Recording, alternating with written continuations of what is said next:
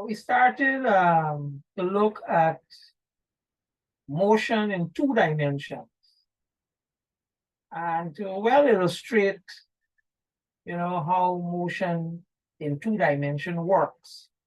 What we're going to look at is we're going to look at projectile motion.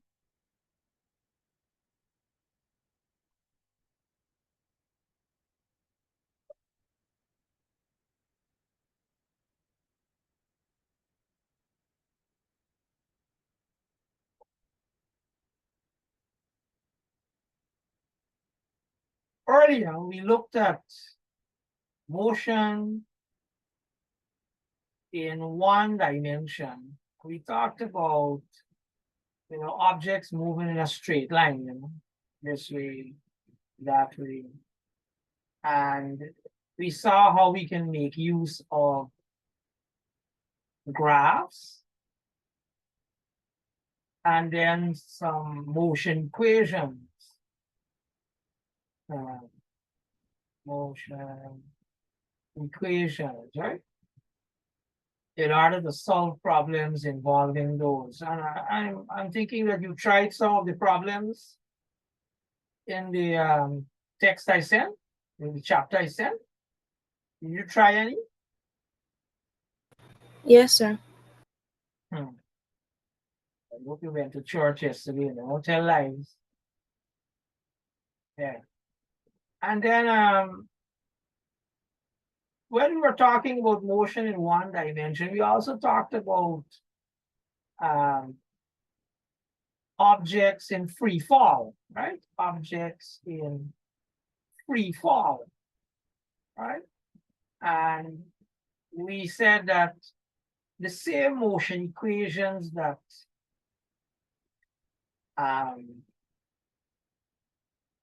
govern an object moving in a straight line will work for objects in free fall, because if you were to hold an object and just drop it, it's going to fall in a straight line, right? Even if you throw it up vertically, the motion is going to be in a straight line. It's going to go straight up, reach the highest point, and then it's going to fall again. And we said that these motion equations, the only modification you might have to make to them to be able to solve simple problems involving free fall is you take the same equations and you substitute it for acceleration. G equal 9.8, A. I should say A equal G, which sometimes we use 9.8. You see some textbooks say 8.1. You see some textbooks say for simplicity you use 10 meters per second square, right? And well, depending on how you choose to analyze the problem, usually sometimes you see people take up as positive. I mean, because acceleration due to gravity is always acting towards the earth, right? So down is negative, and you will use G as equal minus 9.81 meters per second square, So those are little things that we covered in that discussion about motion in 1 dimension. But what we want to do is we want to go over to something a little more advanced, and we want to talk about objects moving in 2 dimensions, right? And a good example to illustrate movement in 2 dimensions is if you were to throw an object horizontally, or you were to throw it at some angle, Let me see if I can draw that in the diagram.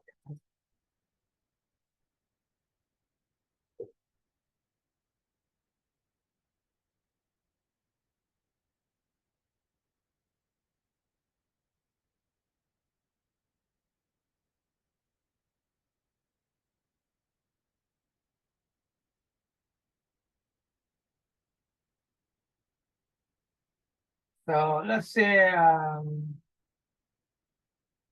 maybe you're in a building and or maybe a cliff or some height, and you were to throw an object horizontally. You throw the object horizontally and it goes and falls in.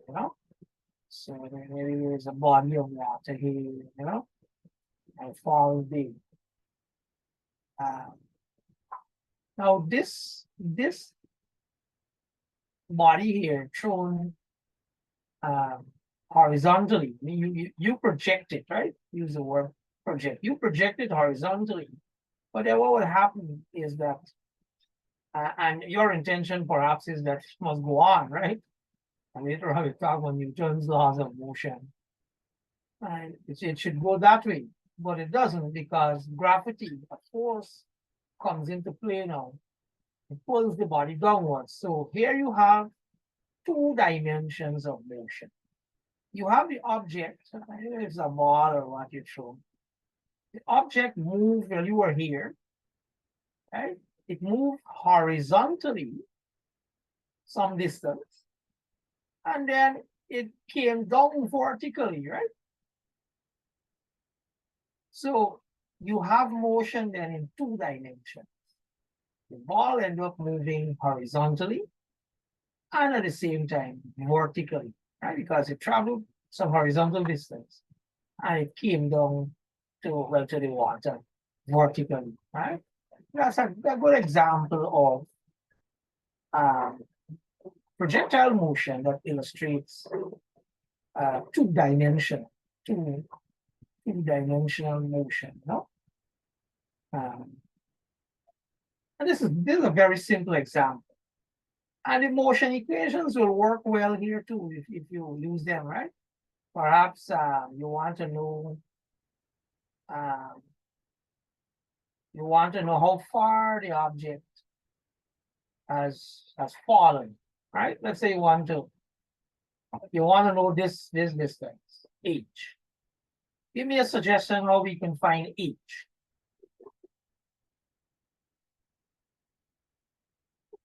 So let's say you show the object with some velocity v. All right, let's call this v. No? Call it v. And you want to know h. How will you go about that?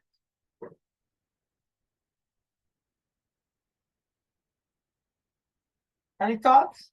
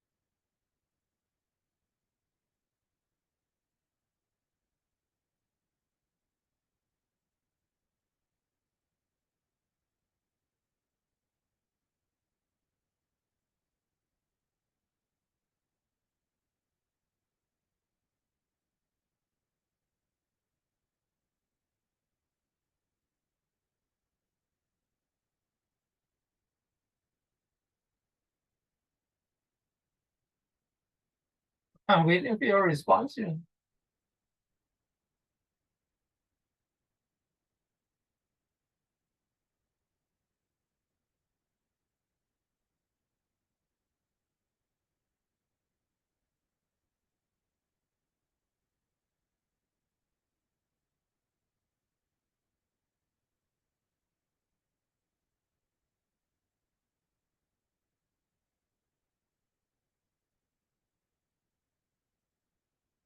Sir, could you please repeat the question?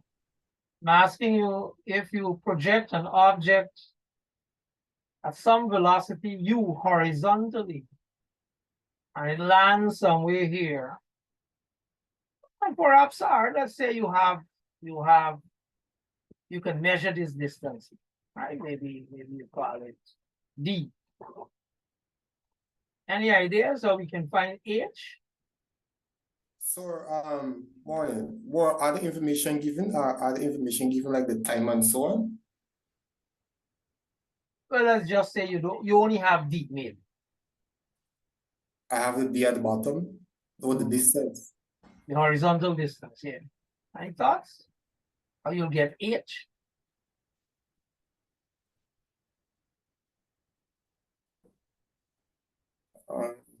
Okay, so let me see. This one's initial velocity.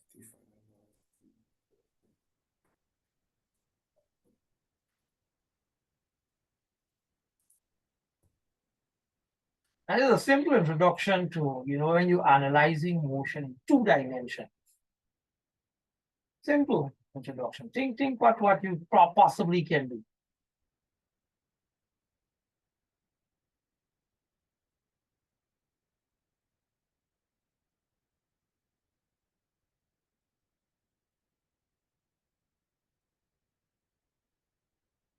Which tells me too, right, that y'all haven't read any of the notes, huh?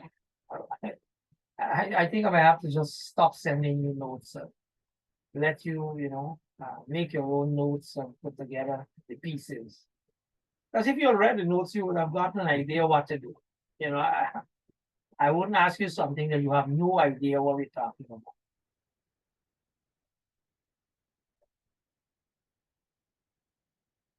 All right, good. So I'm not going to tell you, right? Forget it. You're going to Sir, see if you can make use of what we talked about this morning to sir. Solve the problem. Yes. Okay. So if we use half times, well, we know you, so we don't know you also. Let's say you're giving you some value. All right, so I Got know some value for you, some value for D. All right, so I would use half times the product of U and V, or D equal half times, which is the displacement formula, half times the sum of U and V times T, right?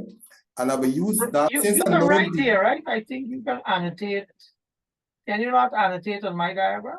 So if I tell you we're part of there, you won't believe me. We're part of there right now. We are there, I can't annotate right now. Right? So I would use S equal half times U plus V times T and make T the subject. Half what? Open bracket U plus V times T. Because I'm given S. S is actually D. I will make D the subject. Oh, sorry, I will make T the subject because I'm finding time, sorry. I take over the half V. Do we have V? Yeah, V gonna be 0 when the object stops, the final velocity. Remember, it was thrown with the initial velocity, but then when it stops, V becomes the final velocity. Hold on. Because when an object falls to the ground, hits the ground, the velocity is 0? I would like to think so. Really? An object when it hits the ground, you're bouncing a ball, and the ball hits the ground, the velocity is 0? Is everybody, what about the other people in the class? You ever throw a ball on the ground, anybody? Sorry, I believe the initial velocity can be 0. Like before you actually throw it. Forget that. We're saying the ball is thrown with U, some velocity. But I'm the fellow, I can't figure out who it is talking. He's saying when the ball hits here, the final velocity is 0. Is that so?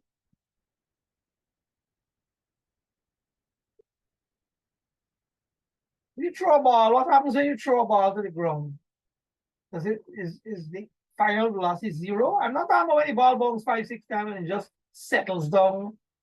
The ball falls, right? Let's say you throw the ball here. So you have a point. You have a point. The ball would not stop. If you throw it, they're gonna hit with the velocity and continue with motion. Yeah. So you don't want to, and that's where you see. That's where you all got to. You can't wait for me. right? You have to analyze problems. I gave you some notes there. So watch here. You got to say, hey, this thing in this particular formula involves V. And therefore, since we have no idea what is V, I mean, you can figure out V, right? But you're not using the right formula here. You can figure out V, right? You can figure out V, right? Because there's a formula called V equal U plus AT, right? You can get V from this, but you need time. You see, so that's where you have to now use these formulas that were given reason. You know. Anyway, think about the problem. I hope you're noting it. And let's move away from this and go to something even more complex.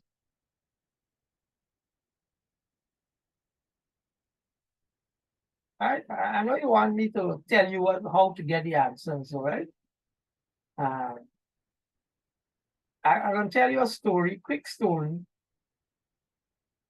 Quite a number of years ago. Anybody here from Tabor?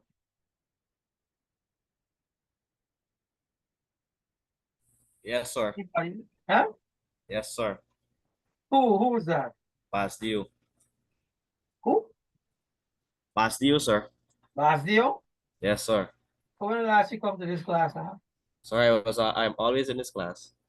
Oh. All right. Well, you're not saying nothing.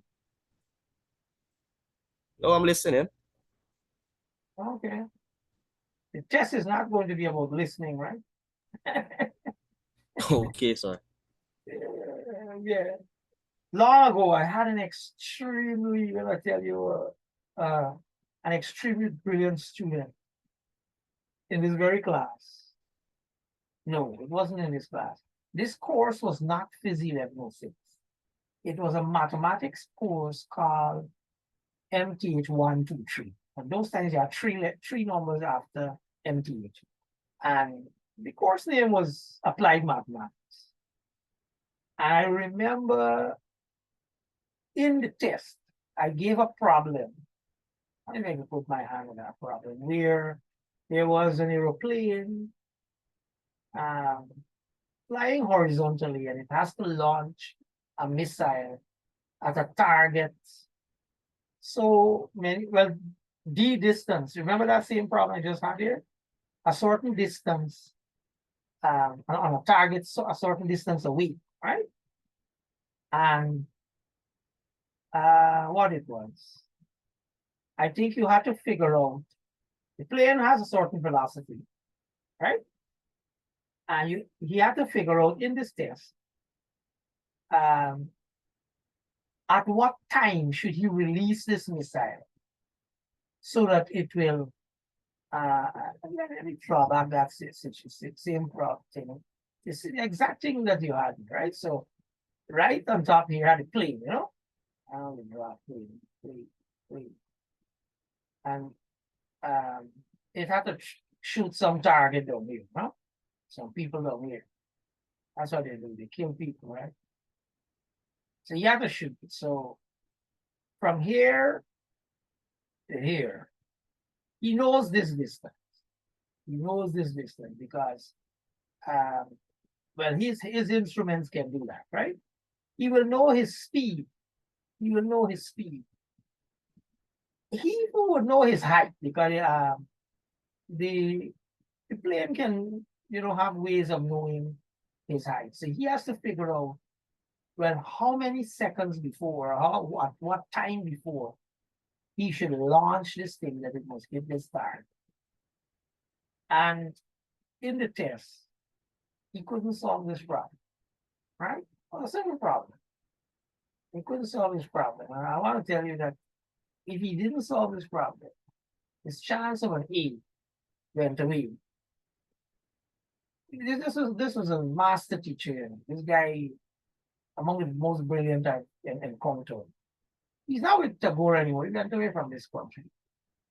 But I gave him a name. The reason why is that for 13 weeks I was interacting with this guy.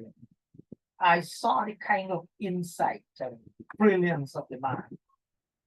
And other test conditions, sometimes you get a little blackout and wow. And I refuse to judge anybody based on some 1 hour, 2 hour in some room, right? And give me some mathematics problem, right? That's what we do all the time, but we shouldn't. If you know a lot about, well, maths as a whole, teaching mathematics, we shouldn't lock people in a room, give them some maths question, and say that after 2 hours you don't know any maths. We shouldn't do that. I gave him any because for the 13 weeks he demonstrated, that he really can think analytically and really reason and solve mathematical problems. And so that one blunder, forget it.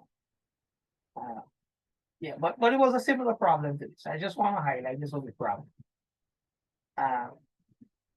And that's why I use the example, because the story never, fade in my memory.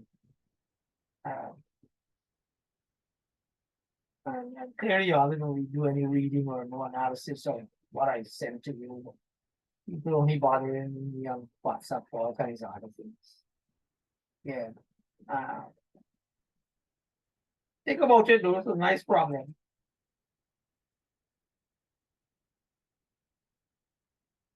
I ain't hear nobody with any idea.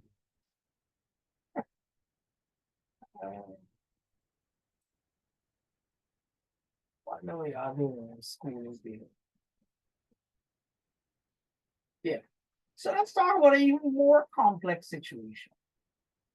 So you have a situation where sometimes you project an object at some angle now. Some angle. Oh, this is well drawn, right? Some angle, maybe theta or alpha, and it has some kind of velocity here. I use v, even though that's the initial velocity. Right? A lot of the textbooks use v because I know we usually use u also. Yeah. Yeah. So when we have to analyze a body moving in this situation, it gets a little more complex because you're having two-dimensional motion, right? The object is moving horizontally and it's moving vertically, right? As you go this way, it's moving downwards and yet it's moving backward. So the motion gets a little more complex, right? Good. So if you were to take when you show up this object, right? You were to take the velocity as v, making an angle of theta. We did vectors not too long ago, right? And we talked about taking a vector and breaking it up into two parts. I don't know if you remember that discussion. So if we were to say, you want to know what's the horizontal component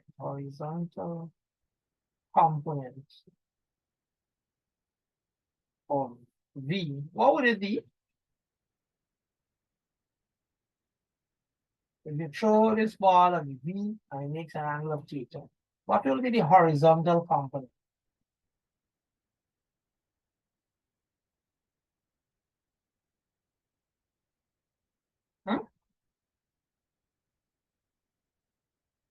You take this vector and you resolve it horizontally.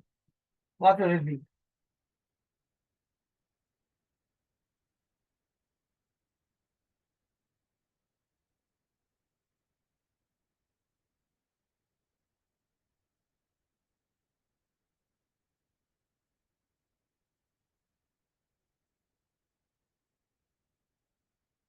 This isn't going well.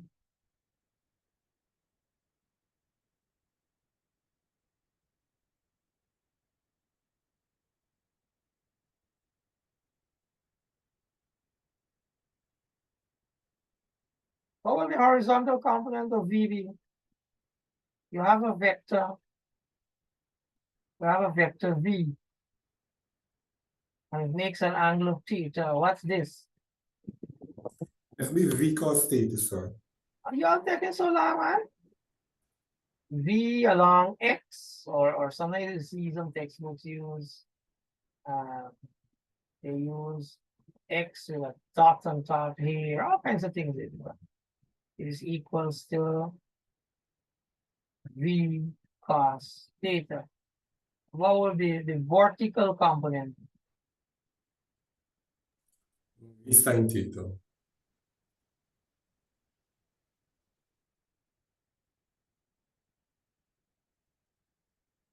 Sometimes you see this, you see a Y with a dot on top. Equals V sin theta, right? Yeah, and I want to tell you all something. I do pay attention to your involvement in this class, right? I do pay attention to the involvement in this class. And I can tell you this, when you see I mark, I could say that, you know what? I've never heard C naught in a discussion. And when you see I see his reasoning or whatever else is not clear to me, he gets not. But who is the guy talking? Just as an example, I'm just illustrating something. Shawn, sir. What's his Shawn name? Nicholson. Shawn Nicholson. Nicholson, yeah. So I'm looking at something and I'm seeing, his reasoning isn't so clear to me, but I know the man's psyche. You know, I know the man's psyche, and I know, well, look, he would vent his opinion wrong or right, and he's going to argue if he's wrong. And I know his way of thinking, and you know, and I will say, you know what? Perhaps he's on to something instead of zeroing my L1 or 2, or who knows more. Right? So your involvement matters. Don't sit down there, can't use certain words in class. There are rules about teachers, what you can say and what you can't say.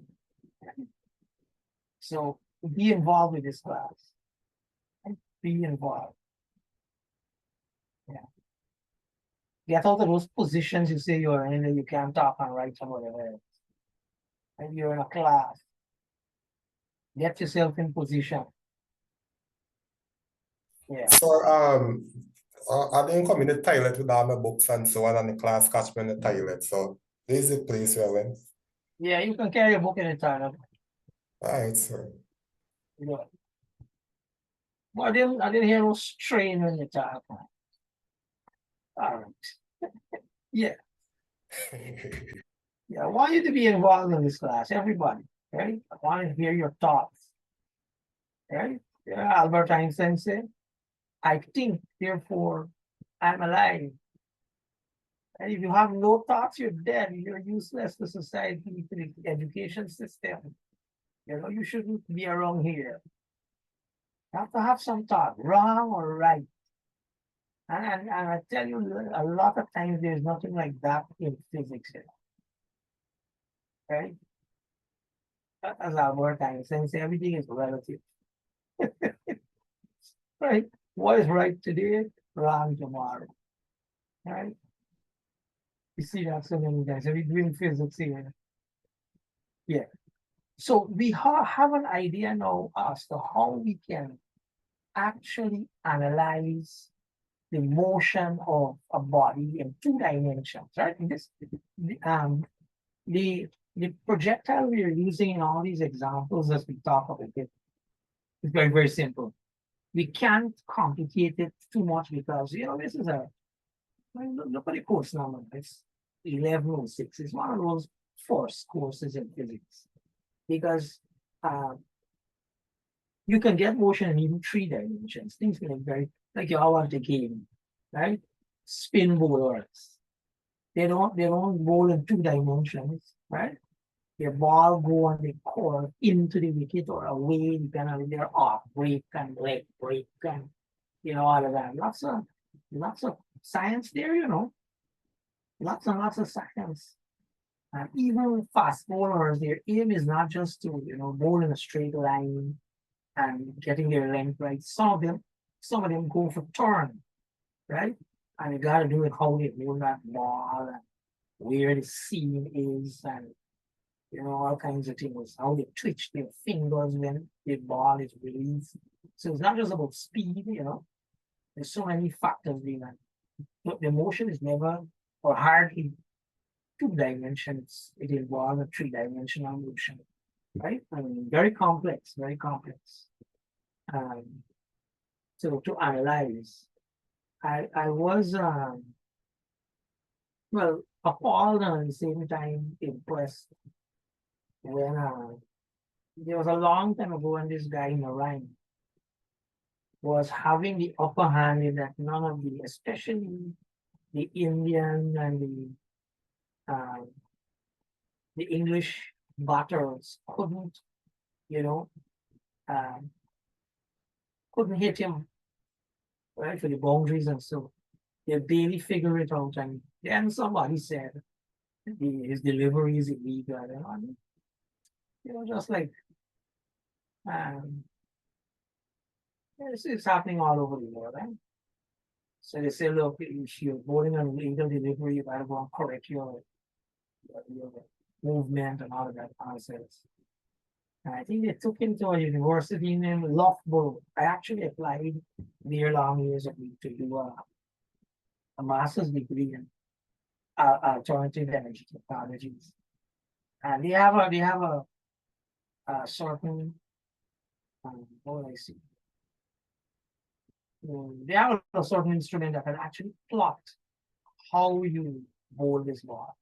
All 3 dimensions. I mean, just 2 dimensions, but all 3 dimensions. So they know when the ball is released from his hand, what angle it goes, whether that's legal or not. I never knew that they had illegal and illegal angle for the ball to release and all of that. It's crazy. But I think it was a witch hunt. And if you notice now, they're more than a rank because he's not much of a bowler anymore. Because that movement that he had, that action that he had, was elusive. And they said, no, the powers that be said, no, illegal. Look to the water. Kill a man's career off or something. Yeah, all right. Well, now you go back to 2 dimensions, right? So what? So with this now we can actually work out that, all right. Let me see if I can find some space here. Let me do something. Maybe some space at the bottom.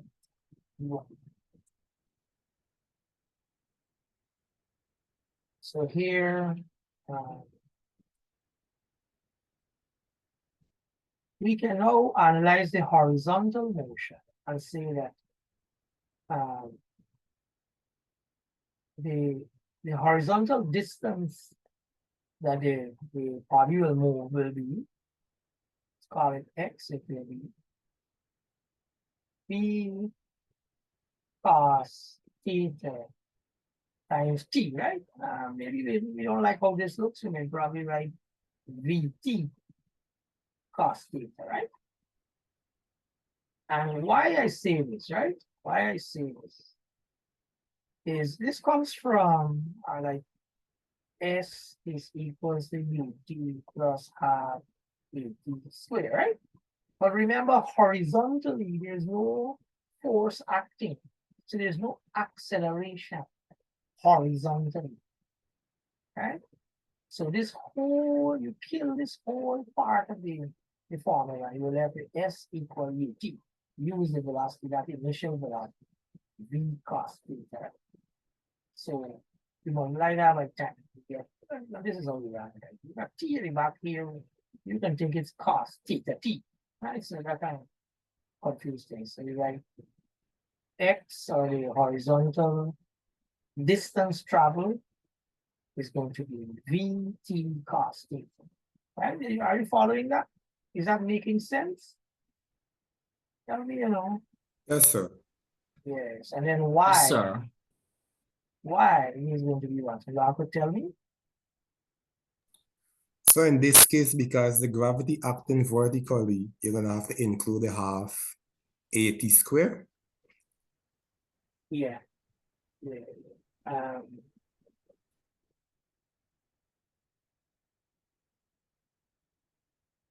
So you're gonna have a VT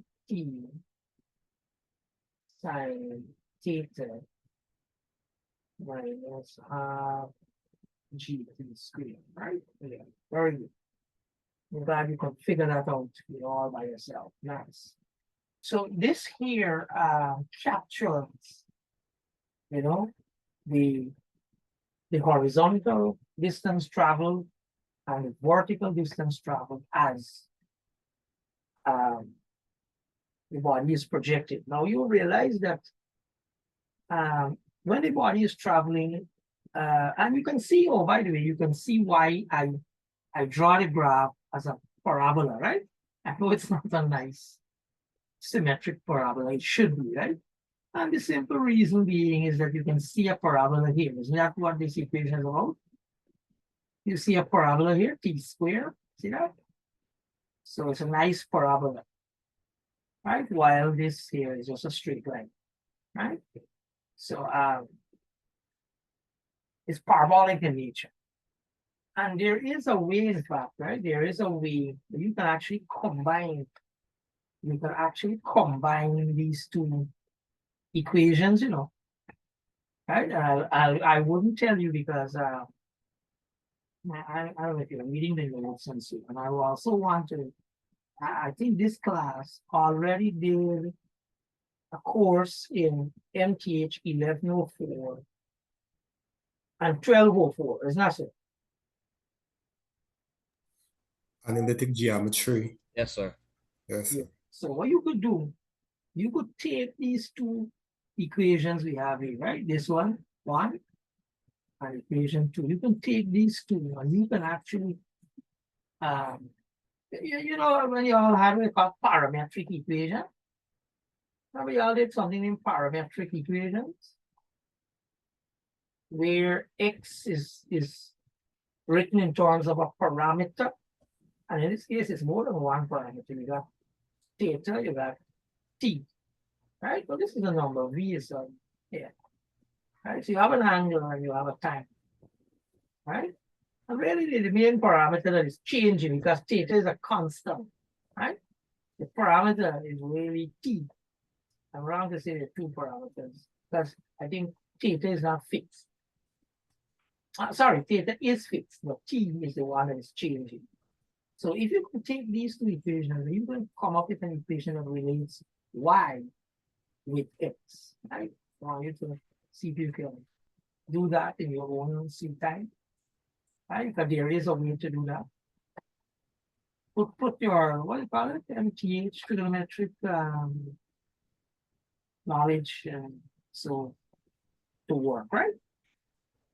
Keep that in mind. Try to do that.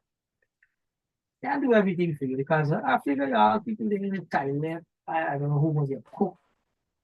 The ministry release you to do this work. I don't know. People doing their own thing. You know, cooking, gaming. Computer science buys a game. Buy a game in your classes. Give me a second. I'm trying to like last 2 minutes. Yeah. Yeah. So you, I wonder why this whole thing looks like this. Oh. Oh, I was actually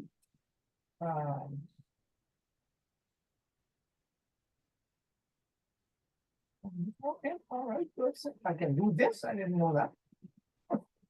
Yeah.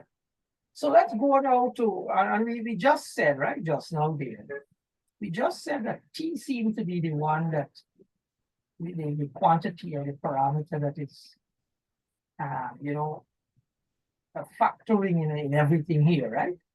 So what we want to do is we want to do a little analysis where we look at what we call it time of flight. Time of flight, right? And if you take that formula, y equal v VT sine theta sin theta minus half GT squared. VT squared. If you take this formula and you rearrange it to solve the time, because when this thing is projected, right? When you project something like that, right? The horizontal equation form, the formula we have that x equal what is it? VT cos theta, right? That what would I say? Remember that form is telling you that as time increases, the range just increases, right? The range of how far it can go horizontally just increases. It looks like to infinity. However, you have to understand that as you show up this thing, it tends to come down back because of gravity. And that range on the ground here, this distance, right? Probably the range is going to be restricted by how long this formula allows the body to be able to hear. You realize that? That is what is happening. And therefore, you can actually figure out at what time or how long this body will be able to live. I'm just putting this equals 0, right? Because here it's 0, and I'm talking about vertical height, right? Vertical height equals 0. And it's here and here, right? Well, this is not the time. This is not the time, right? This is the vertical height. So when it reaches here, the vertical height is 0. So if you put this thing equals 0 and you solve, and you get t equals 0 as one of the solutions, but you're not interested in that, right? You're interested in the other one. And you might get this t equal to v sine theta over g, right? You can take your time and do that to verify that is really so, right? Yeah, so this here is really what you refer to as the time of flight. Time of flight. Right? A little bit of reasoning. I like to hold back stuff from students and let them burst their brain and they see a problem. You can see that the time that it will take to reach halfway here will be what? And that seemed to correspond to the maximum height there, right? Huh? What do you call that? Yes, sir. Max. Why max? Allow you. Huh? What will it be? If the whole thing is this, what would be the time for it to be at halfway there? Sir, V sine theta over G. Yes, right? So you just take that half of it, right? You just get V sine theta over G. And that you can now know what's the maximum height by putting V sine theta over G in this formula. T here. Yeah. And here. See? You can get the maximum height. So that's an interesting observation here, right? You have another nice little formula that works. You can actually calculate that. I just gave you the idea there. You can try and see if you can get the greatest height. Right? If you want to use H or Y max, or if you want to use H. Okay, you get V square sine square theta over 2G.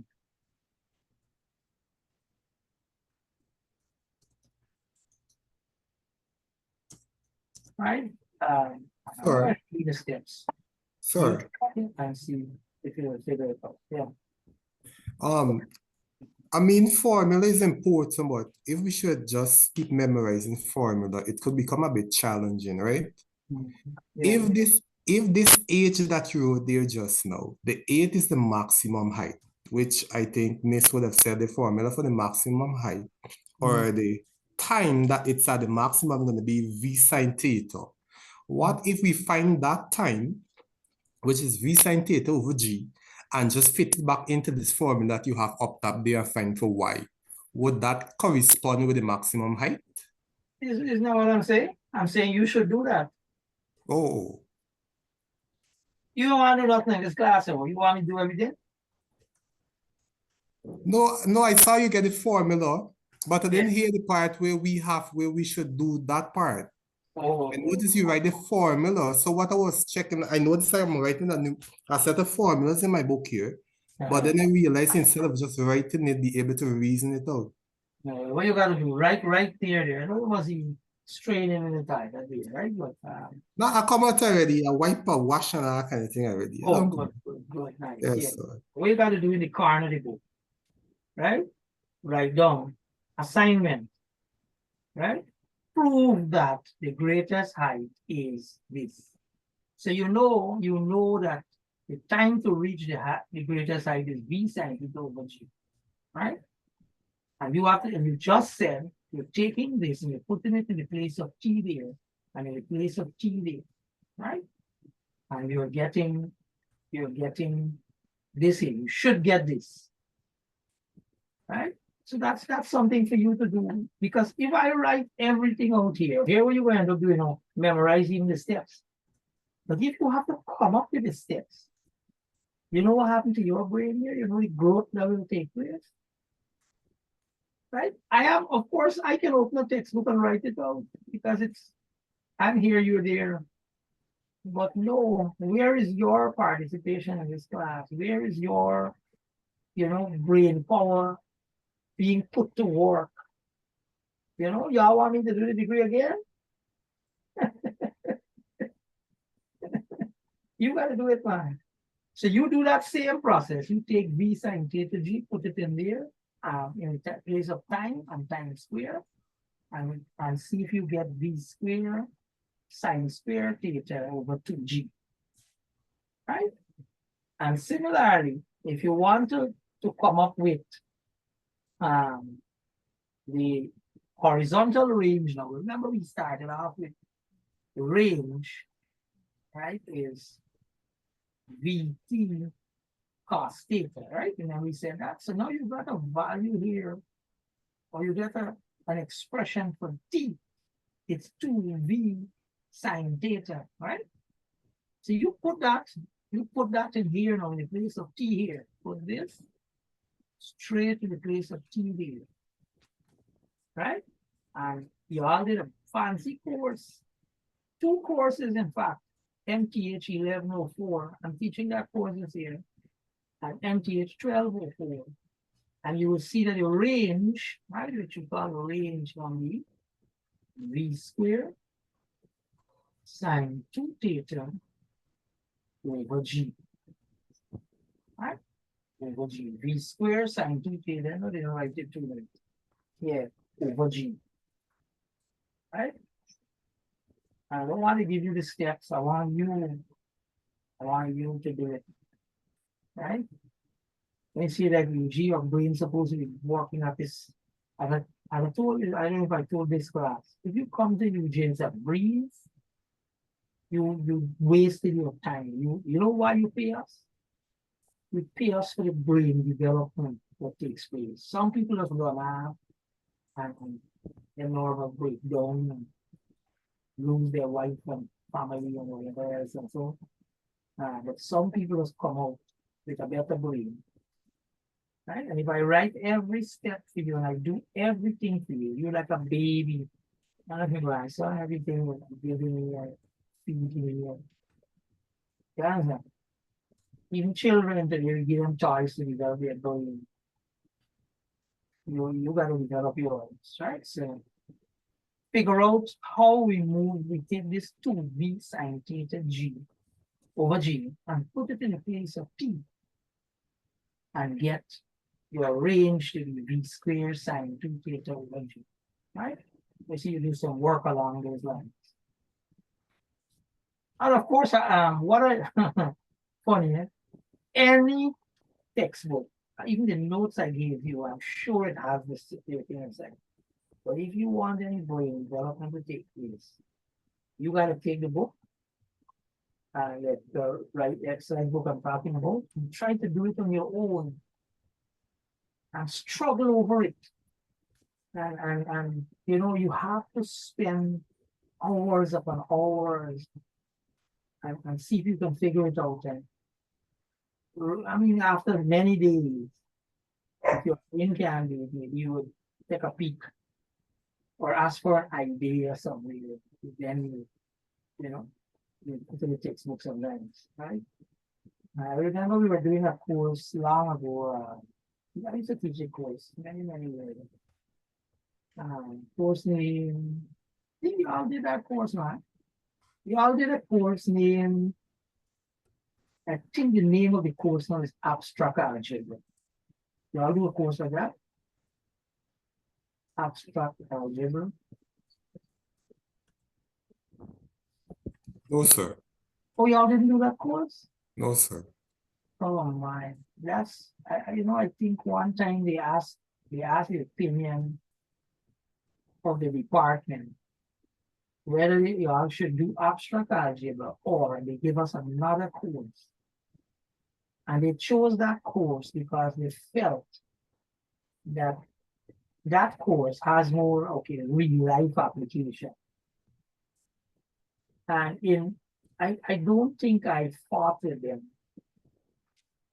And the reason why is that at the time we were trying to satisfy, you know, this belief of that mathematics should have, you know, real life utility, you know, and when I realized that, you know, we don't teach maths for, well, there is some real life utility of the content, right, that we teach. However, the conception behind, you know, teaching mathematics largely is for the development of one's cognitive processing. And when we don't do these abstract stuff, right? The algebra, you go to any university in the world, there's nothing you study and you don't use some algebra. Why? Because of the abstractness of algebra. And that is where the brain development comes. You being able to keep these expressions in algebra, you know, and they're not related to anything anybody sees anywhere in the world. And you have to manipulate them and you know, draw conclusions from them and so, you know. Anyway, in that course, there are a number of things you have to prove about the real numbers. You got a course named Real Analysis. So what you did in the course was, well, it became Abstract Algebra 1. The course is about proving theorems in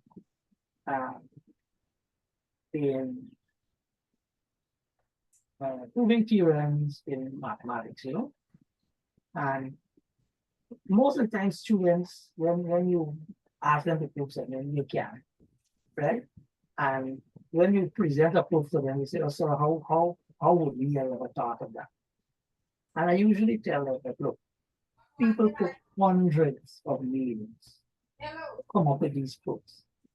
So if you're sitting in a classroom and can't figure it out in a couple of hours, a couple of days, even a couple of weeks, or sometimes the course ends and you can't figure it out, that's perfectly okay. It's normal because these findings, people figured it out after hundreds of years, right? So if you take long with the thing, that's not a problem, right? But people feel, you know, students have to get it all. I said, no, you know, long, and that is why you have to peek in the textbook for an idea. Maybe I will give them one. And it's the simple reason because I've been exposed to it. I myself, when I was given those things at the beginning, I said, and when I said, look, I can't have any, and you know, I really spend time with it, right? Days and hours of musing over it. And then when I see how they proof is presented, I say, oh, shit, how would I have ever thought of this? Right? And I came to the realization that these people, they have been musing over these problems for months upon months, years upon years, and they have thought about them, and they tried it and it worked. I would think hundreds of thoughts occurred to them, and one of them worked. And that's how we get a lot of the proofs we have to do, right? Yeah, so you don't want to, people got to give you everything, right? You want to develop your brain and try some of these things in there. Good. So we got there, the range. There is, and I think we'll do I think the lab I'm suggesting that we do got something to do with maximum range. And again, I want you all to reason. Look at this range. When is this, or at what angle would make this range maximum? Right? At what angle? Theta. 0 or degrees what? Celsius. Right? 0 degrees Celsius. Huh? So 0 degrees Celsius, if you throw it flat horizontally, would that Oh, you make think so? You think so? All right, you are going to go. Think about it. Think about it. Think about it. And y'all can argue that. What did the other say? Any ideas? He's saying you could throw it flat horizontally.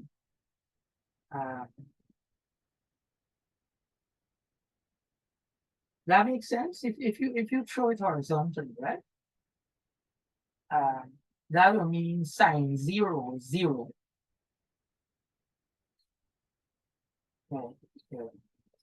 Sine. So you see that here? Are we right here? Yes, sir. I just realized that 0 won't work because it's the same technique when you throw in javelin. There's a particular angle that you could throw it for it to go farther, which indeed is not 0. So I guess it do need the height to travel.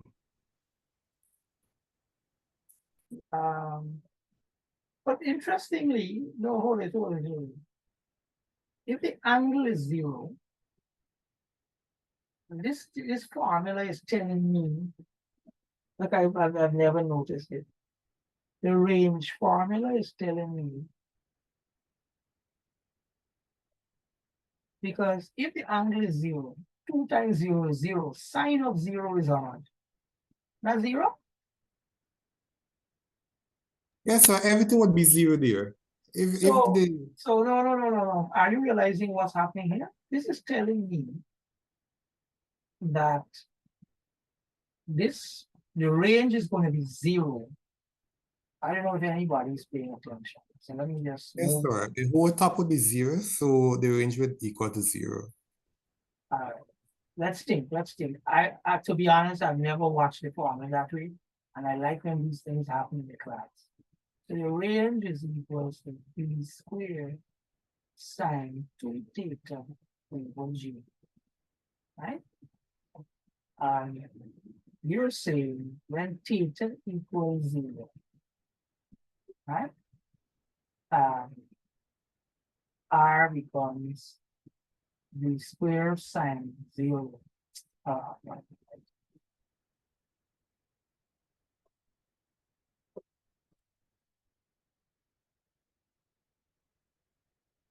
Sine 0. Why am I using tennis and stuff? This is 0, right? Over g, which is equals to 0, right? Because this is the sine 0 is 0. But if you throw something horizontally, okay, we had that example already. You throw something off the range is not 0. So you throw it horizontally, so there's no angle, right? So you throw it like that, but it falls down this way, right? The range, this is the range here. So what do you make of this?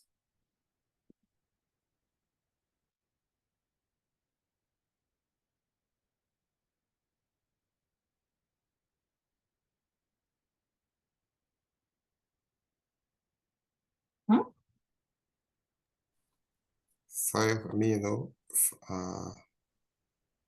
so So I if think it might we be equate, difficult for something at 0 degrees. if we equate the range to 0, so and find for theta, would that provide a map since this is happening? You put a range equals 0. Yeah, if you take this whole formula over this side here, if we square sine 2 theta over g, and instead of putting r, you put 0 there. I don't know if they, That will and give you 0 range. yeah, and if you find for theta there, but then that won't make sense either. No, you're onto something here when you say you tried 0 here, right? And you're telling me that when theta is 0, that you have the maximum range. We actually found that if you put 0 in the place of theta, r turns out to be 0.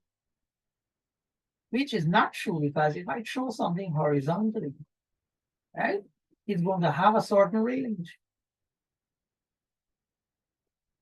Oh, so it means that then the formula works, but then theta must not equal to 0.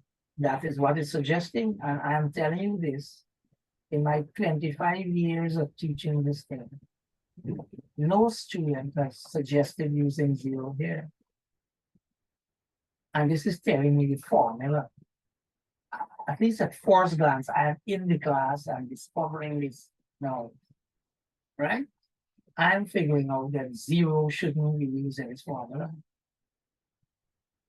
In other words, it's telling you that this formula works when theta is a non-zero angle. Are you getting that? Or it is possible, don't jump to, don't say, what's your name again? Nichols? Nickel. You're a genius just yet, right? You still have to do some analysis of this and why that is happening. Right? So you're saying if you use 0, I should have maximum range. However, I'm finding that if I use 0, I'm actually having range equals 0. Right? The range is 0. So I think it's because there's no y component. Because it would be 0, right? So therefore, that's why you're ending up with 0. No, the range is this distance. This is the distance you find. This is range. Yeah, but then there's no, remember what that curve, right? You had x and y components. You could have plugged in here in your formula. But then when you are assuming that it's 0, or rather the angle is 0, you're only moving in the horizontal direction. There's no vertical. Yeah, So we maybe don't that's care what's about affecting vertical. it. Our range is turning out to be 0. That's what I'm asking you. Watch here. If this theta is 0, 2 times 0 is 0. Sine of 0. I hope did I get it for all right? Yeah. Sine of 0, that's how it goes, right? So sine of 0 is 0. So you're getting a range of 0, but this is not correct. So Because maybe there's another formula to calculate for when the angle is 0. well, We gotta look out. We gotta look for that one. Didn't I tell you all this? Didn't I tell this class this, or I didn't tell you? I think this is the wrong class. We did a course, MTH 11 and 12. And the amount of things we discovered that is not this and MTH 12 and 12. And the amount of things we figure out in these courses that aren't in the textbooks. We could have written our own. And the students felt that, I did this guy, I don't know, nobody took me up on the offer. Nobody. The only guy that took me up on the offer was he was doing his own thing. The guy named tabulation. He was putting together a chapter or a couple of chapters in a textbook, and I think it had to do with what was it? Technical drawing. It's more construction geometry. But nobody pays attention, and this is something, this formula does not work when theta is 0. We have to find another means of figuring out the range. It comes back to the problem I gave you all at the beginning. How do you figure out this range? Right? How do you figure out the range given some horizontal velocity? Maybe this height, maybe the time it takes to reach here, you know? So this formula is just not good enough for 0 degrees. I'm looking, let me see, let me just check the textbook and see what it takes without seeing. It doesn't say. They square sine 2. No, it doesn't say.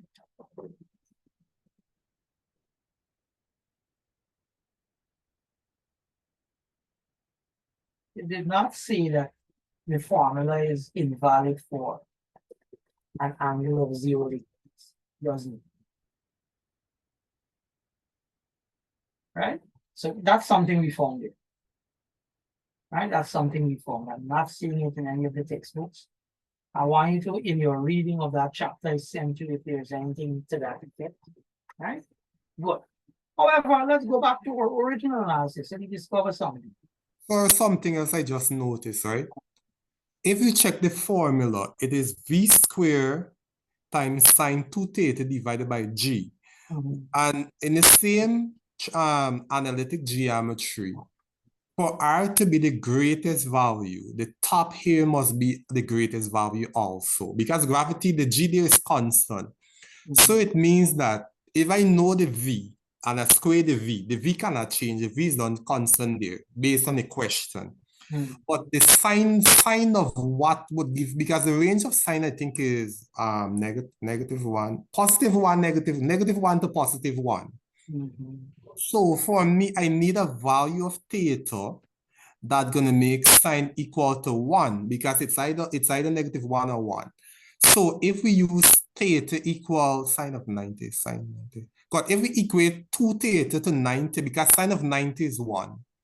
So 2 theta equal 90, then theta equal 45, which means that theta being 45, when you times that by 2, you get 90, and that's going to produce the greatest value for sine, which is the 1. Anything beneath that going to be lower than 1.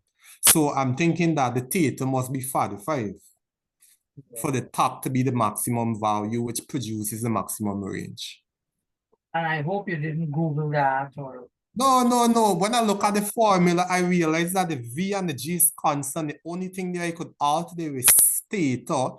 And I know sine could only produce 1 as the greatest. So I asked myself, what can I use to get sine of what equal to 1, which is sine of 90. But then the 90 got to divide by 2 to get a 45. I hope the others are following that reason. So our maximum range, if I can go back that, right?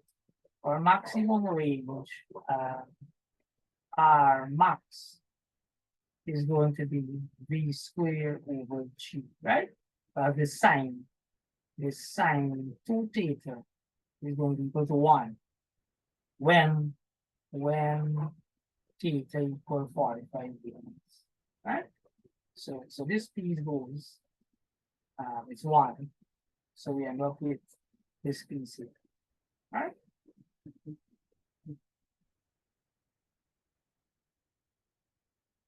Good reasoning, right? But I'm more impressed and intrigued, I should say, by if you were to put theta equals 0 here, the formula is just not working. The formula is just not working. It's interesting. I've never and I've been doing this thing, let me tell you something. I've been doing projectiles and using these formulas since 19, well, I'll tell you which year I started to do theoretical mechanics. 1987. Look at this. Anybody was born here? 1987. And I did not notice this.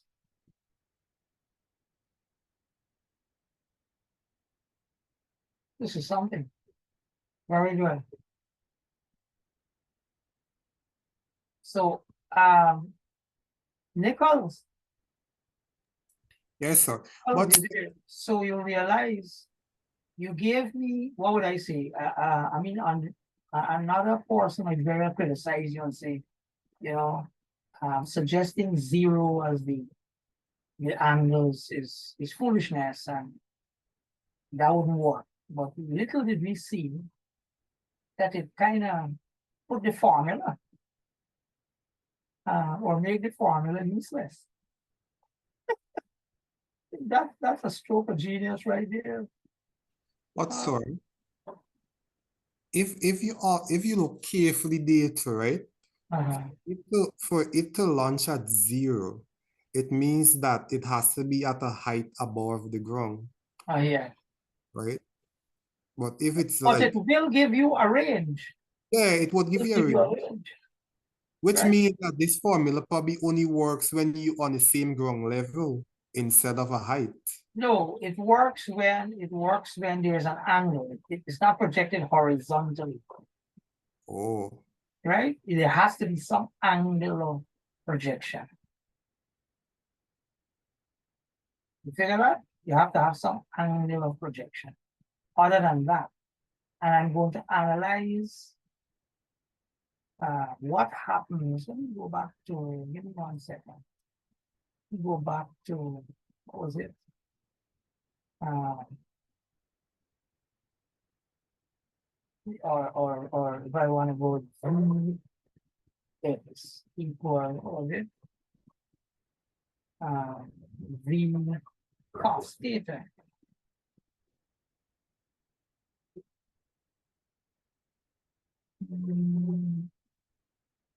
And then x is equals to v2 cos theta.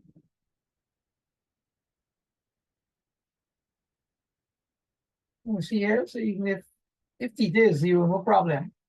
You do have a, if it's theta equals 0, you do have a component, right? It's going to be v, but cos 0 is 1.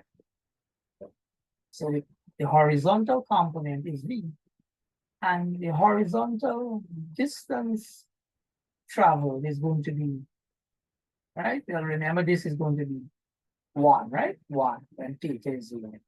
It's going to be vt, but the restriction t will depend on when it falls down here, how long it's in motion. When it hits here, well, you gotta stop t because t can't continue on and on. It can come down and hit the ground. So there's no more vertical nor horizontal motion. And we're assuming that there's no bouncing and all of that, right? That will make it more complex. So this t is going to be constrained by this height. So you have to use one of the equations to find t for this height. Right? So you start at 0, because vertically you start at 0. Right? You have to use height. You use g, and so h is equal to half gt squared, right? So you know height, you know half, you know g, you only gotta find t, right? And with that, now you put that in this formula to get your horizontal distance traveled. So that's something we found there. All right, good. So that's a nice piece of analysis of projectile motion, right? I want you to take that same chapter that you have there and work some of those questions out, and so you know how to use the formulas, and you're able to solve simple problems involving, an object being projected at some angle, right? Good.